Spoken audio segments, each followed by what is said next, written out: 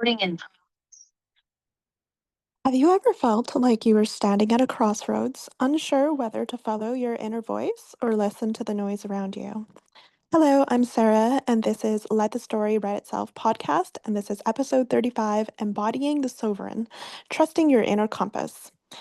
So, this episode, I want to dive into what it means to embody your higher self, align with your true purpose, and trust the inner compass that's been guiding you all along. Why does sovereignty matter? And how has this been part of my own journey? How can we tap into our own wisdom when the world around us feels chaotic? I want to start this by segmenting it into maybe a few different parts, just so there's a certain structure and flow to this episode. What is sovereignty? This is sovereignty sovereignty to me is about ownership. It's owning who you are. It's your choices. It's your mindset. It's your energy. And it's very interlinked with self-trust. It's learning to trust yourself and to make decisions on your own. When I was 17 and I was just on the brink of university, I had one of those education funds saved for me. And I had just kind of enrolled just kind of for funsies, on a whim because there's a local university and I didn't really have a clear plan for after high school, right? And I never really been asked, to be honest, like, what do you want to do when you grow up? I never really been asked that question.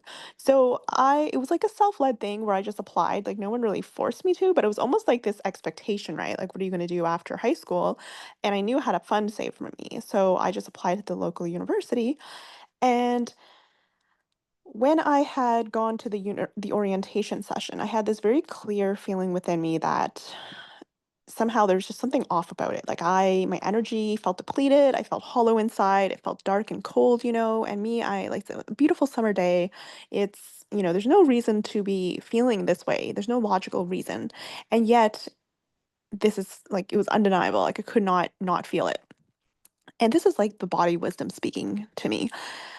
It was also at the end of the day where I was waiting for my mom to pick me up. And I heard this very quiet voice, like whisper, "Go travel." And it was so like um it was such a voice that it wasn't coming from myself because first of all, it made no logical sense. I'm 17, I'm getting picked up by my mother. I'm, still living at home. I've never really traveled anywhere on my own, let alone really like ventured around my own hometown alone, essentially. So, I kind of just I didn't really pay much thought to it. And this is what I call the veiled. This is like the veil where you're not quite being who you really are. And in many ways, I was essentially outsourcing that ownership of my own choices because, say, for example, even just the choice to go to university, is that really my own choice, or was that just a natural expectation or natural aftermath of, okay, you finish high school, now you go pick a vocation, you go study it, whether that's like whatever type of program you take thereafter. And I had a fund saved for me, so in many ways it was like, well, hello, this is money set aside for you to specifically take this course of action. So in many ways it did not feel like it was necessarily my choice. It felt like it came from someone else. And when my own bodily internal wisdom was almost telling me otherwise, like I don't actually feel good here. I'm not actually excited to be here. I'm not actually wanting to connect or be involved, or I'm not lit up by this experience. That is all about, that is all my own innate bodily wisdom and my own driver. Like if I were the driver of my own seat at that time, I would have been like, yep, nope, not for me. And just had that ownership of that choice, right? And however it came to be that I was most in this veiled state where I'm like, I can feel how I'm responding. So there's a certain intuitive awareness. And even for me to get that idea, go travel, is a download that involves a certain level of intuition and being open to the divine in a sense and guidance from beyond yourself, your human physical self. So there were like aspects, like glimpses peeping in, peeking in. And the main source of disconnect here, it really was a disconnect from my true self, was this idea that I was like, well, what should I do? What is the thing that everyone else is doing in a sense? Or what is, well, I have this fund saved up for me, so what do I do if I don't use it? Or Someone's going to be mad at me if I don't. And, it's almost like looking to everyone else but yourself that already has the answers. So this was the state that I was in at 17 essentially, and it kind of would would follow me along throughout my university career because throughout that whole time it was like being under this veil, being like I always said that I was like there in body but not in mind, not in spirit, and that's exactly what it was. Like I was just going through the motions of it all, right? But spiritually, energetically, I was not aligned with that. I was not on board with it, and I could feel that dissonance from within. I felt that dissonance pretty much every freaking moment, and it was just this. It was such a like this raw feeling of like, so I was like angry, I was sad, I couldn't really put into words. And it's like there's nothing in particular that I could have done other than listen to myself and take action from that inner knowing, walk away from the program, just say no, just be like, no, I don't want to do this. And I love my hometown, okay? I love my childhood home that I grew up in. And I have like all the things. I love playing board games. I love going out to the garden and eating all the raspberries and just being out and about, like, my family, like, I love my family. We get along for the most part, or at least, kind of like we each got to do our own thing or whatever. I love playing piano. I have my piano in my childhood home, and like just so many elements that I'm naturally very enthusiastic about life in general. Like I naturally have a very optimistic and playful, fun-loving energy towards life. And then whilst I was in university, it's like all of that was squelched. I felt so like all of my attention, my focus, like was having to like filter so much attention to this particular activity that was just is not really how like my mind worked in a sense. Like I was not in alignment with it. I was not. Why was I studying these things? Like just for the sake of it, just for the intellectual exercise? Like, yeah, okay, sure, but there was a strong disconnect because my spirit, if I was really, really tuned in at the time, really was out on travels. It was about being more engaged in the real world, so to speak, being out on my own, going and exploring, traveling, even like as that intuitive guidance flowed to me at the end of that orientation day. And so as I'm just kind of plodding along, going to like all the courses and lectures and just hanging around the campus and whatnot and just living that life, you can see that this is a major disconnect. This is a major misalignment from that what my inner spirit is actually calling me to. And what happened then is that I was not living the life that I was really being called to in a sense. I was living a life that was outside of myself. So it's like this veil, right? It's this idea that you're almost like just an observer of your own life. You're on the outside looking in this very odd way where it's like you're there, but you're not really there. And that's actually how I describe my time almost every time. Like I was always like there, but not really there. And even like other people, like while people are just like making friends or like they're having fun or talking, whatever. I was always like being told like, oh, you seem like you're in like your own bubble. Like you have a little bit of a vague sense about you. Like you're there, but you're not really there. Like, okay, this was feedback I was getting from other people too. So it's for the most part, I was like very much a loner during this time. And it was just a sense that I was like a bit of a shell of a person. Like I was just like a ghost essentially. It's how I felt. And it's how I was expressing because I was like in a way, like my spirit was already living through, what it wanted to live, like expanding it, adventuring and going on travels perhaps. And because my physical self was not going along with that sovereign choice, that was what my spirit chose. There was that distance, there was that disconnect. So as you can see, it was just during this university career that I really struggled with a sense of self-trust. And, whether it was from, trying to keep the peace, trying to just be like, you know what, it's going to upset people if I don't do this, and most of all, I don't actually feel empowered to branch off and make my own choice that might be different than what other people are telling me. It's like I place more value on what other people are telling me than what my own self is telling me, that even if there is some conflict there, it's like I don't know if I have the power to choose myself over other people, if that makes sense. So in many ways it was this contrast that created a stronger sense of this sovereignty, okay? Because when you're in this state where you're just negating that inner instinct, it only compounds it in a way. Like it makes it so much more potent because your inner being is never abandoning you. It's never going away. It's always there calling you. And the more that you're almost like like resisting it, it's like you that source of tension becomes so much louder. You ever heard that phrase that a whisper becomes a scream, becomes like something impossible to ignore? It's like the beauty of this is that if you're able to listen to the whisper and take it when it's still just that soft, gentle, light inkling, that nudge, that, intuitive, inspired idea or action, and you just allow yourself to simply flow and you're in that beautiful state of self trust, you're in your sovereign power essentially.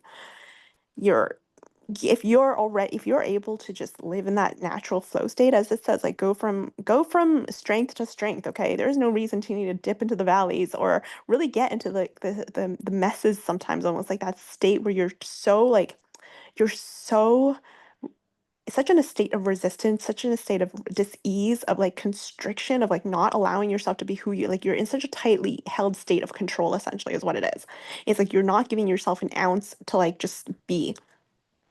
And in that state, your body eventually kind of it starts like getting louder because that's a very like hard, tight, disempowered state to be. It's exhausting essentially. It's draining. You feel like, whew, like all your energy is being fueled to something that's just and this is how I felt like even just with the university coursework because it wasn't aligned with me. It was like so much of my energy was being suppressed and like, where I probably would have been expanding in different ways if I explored more like entrepreneurship or business or even just exploring the world on my own or like, life lessons from just being out in the world and, traveling and just whatever I'm naturally pulled to, whatever characteristics would be more suited to my and conducive to like the activities that I choose rather than like sticking to something just for the sake of doing it or because there's external factors that seem to lend itself to it or that other people may be telling you otherwise. This is about alignment with yourself, right? Not alignment with the external world, because alignment with the external world means that your own inner compass is going to be, you know is not going to be in alignment. And when that's not in alignment, that's where you feel the dissonance of it. That's where you feel the lack of resonance. And that's that place of contrast that when you're in that space for too long, there's something's got to give essentially. Something's got to give. You can't exist in that state for any real length of time without something just having to shift or change.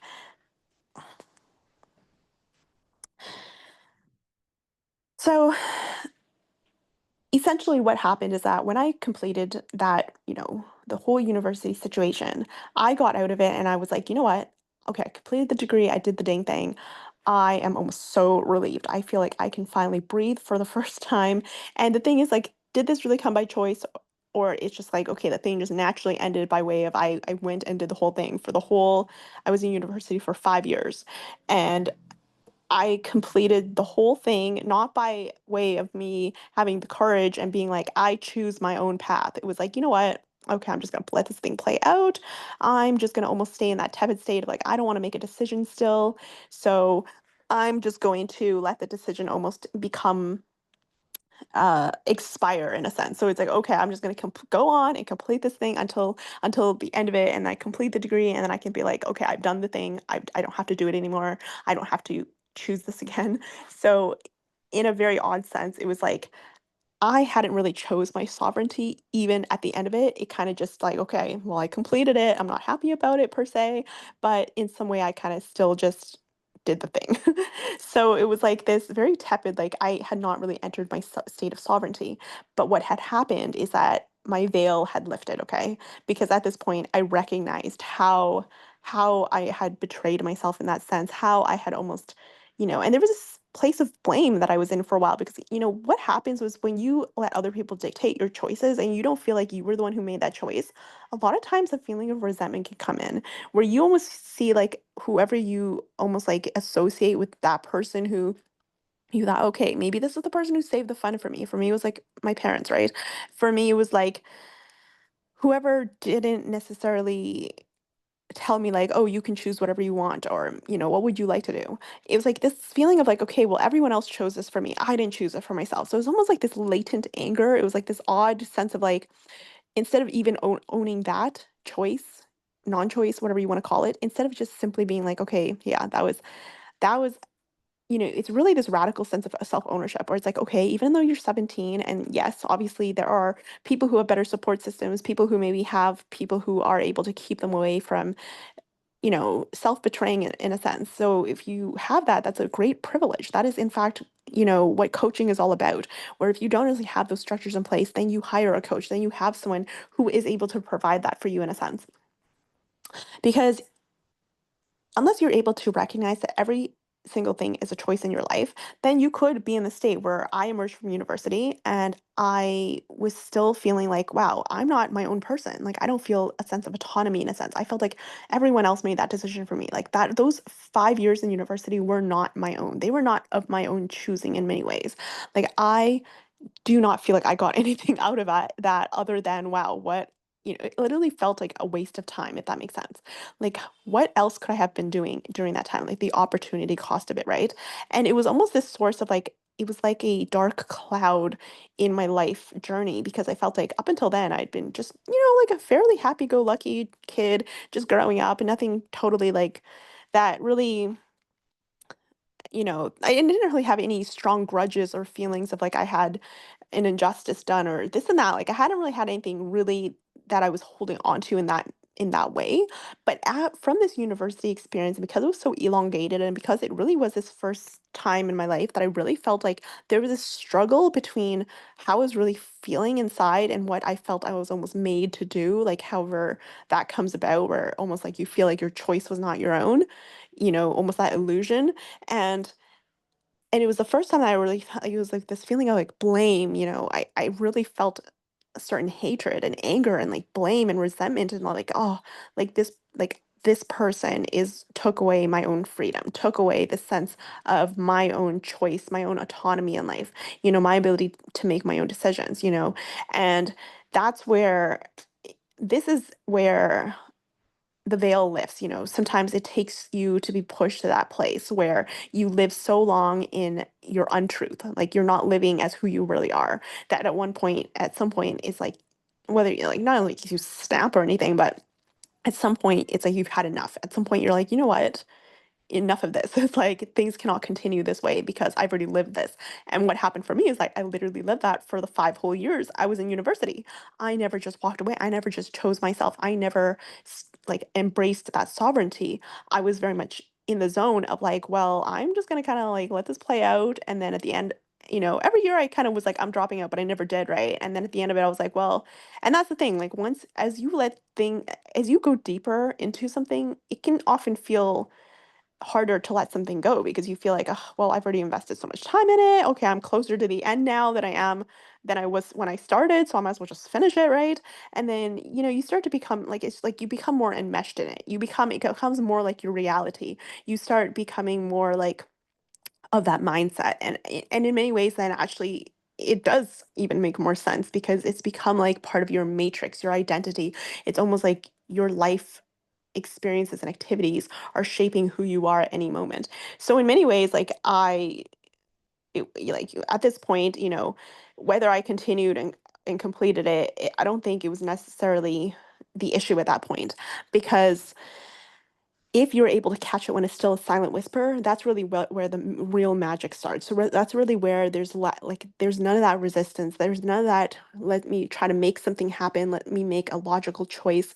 Let me try to almost like um reclaim something. So it's like because there's a big difference in the energy of trying to reclaim and be like, okay, I have to like fix this now. I have to like undo something, or, I'm like entrenched and I have to almost clean up my energy in a way because now I feel like all like muzzled or, it feels like my energy is a little bit foggy or mixed up in other things now.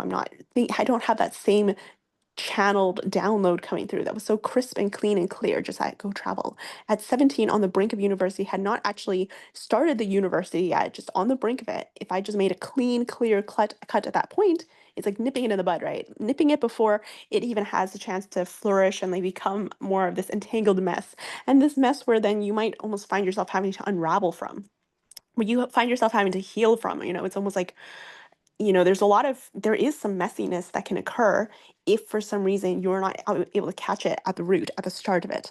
And that is essentially what happened. So whether it had to happen or not, I really don't think so. But at the same time, it is what allowed me to essentially unveil, to recognize those aspects within me that were obviously quite active, because if they were not active, I would have just made like listen to that voice to begin with. So there were like mindset, thoughts, actions that were not fully in my sovereign power at 17 until like 21, 22, right? And so this was a whole journey that I had to go on. That I didn't have to go on, but I went on because I was not in my sovereignty or my personal power at that point. And it was almost like that, having to go through that pain, that contrasting experience that almost like led me back to that sense of self, to almost like having to be like, wow, okay, that was not it at all. And being like, okay, something has to change here. And that's actually subsequently what happened following me, emerging from university, where it's like, okay, sigh of relief, like, phew, I am never doing that again. I am now only choosing, like, I am allowing myself to lead from my own knowing, from my own trust, from that voice within. Like, whatever does not feel good, where something feels like heavy and dark and like hollow, do not do that essentially. So, this is what I will cover in the next episode, emerging from that place of that veil, those hidden that hidden identity that was not allowing me to simply choose for myself. And this is what I will go into for the next episode. It was this whole process of like unraveling and almost having to like heal in a way and start expressing from my own truth. Because what really happened at university was less about the coursework and the university, you know, the more practical aspects of the vocation itself. What really I got from the university experience was my own inner lack of self-trust, essentially, like my own lack of inner self-trust in making choices for my own life. This was like a life lesson for me. For me, it was not even about the vocation. Like, I've never used that degree in the practical sense. I studied environmental conservation sciences. I've literally never worked in that field, at least not like I've never built a career in that field or really even try to like use it in, in that sense. What I did get from that university life lesson, and really is more tied to my overall life path, is about this idea of moving from into more of your self-trust and that sovereignty. So, in some ways you could say it's part of my path, but I also feel like it didn't have to be a part of my path. And that's part of my work, that's part of my coaching, where it's like, if someone can avoid all of that whole mess in between, because I'm 37 now, right? It's almost like literally 20 years since I was 17. That whole period of time, it's almost just like this one big messy period where it's like almost like unraveling and almost like deepening that sense of self-trust and flow that is now emerging as my new state, which is becoming more of the sovereign self. Only now, right, at 37, is where really where I feel like it's starting to emerge even stronger and deeper. And I'm really owning my voice more. Um, like, say, even recording this podcast, right? This is an example of me being more in my sovereign power. And the whole in between stage, like, say, from when I graduated university to possibly like, the decade at least, it's almost like this in between stage that is what I will, it's like the fractured state. And that's what I will discuss in the next episode, which is the part where you're kind of like in between. You're not, you have more awareness. You're not, you understand that voice within now and how it leads you. So there, that veil has been lifted, but yet there's a certain limbo. There's a certain feeling of like, okay, but have you really embodied your truth so fully that you are taking it to the next level, if that makes sense? So, all of this I will go more into detail in the next episode. But for now, this episode has been about embodying the sovereign, trusting your inner compass. And I went into detail about the veiled self, the self that may not even be cognizant of all of the hidden shadows within that are almost blocking that natural self expression. So, hope you got some value for this and, you know, maybe reflect like, what's one thing that has been speaking to you, like where have you been hiding from yourself in a sense? Not making your own choices, not owning your decisions fully, outsourcing your power, or believing other people to know more than you. So reflect, and that is episode 35 of Let the Story Write Itself.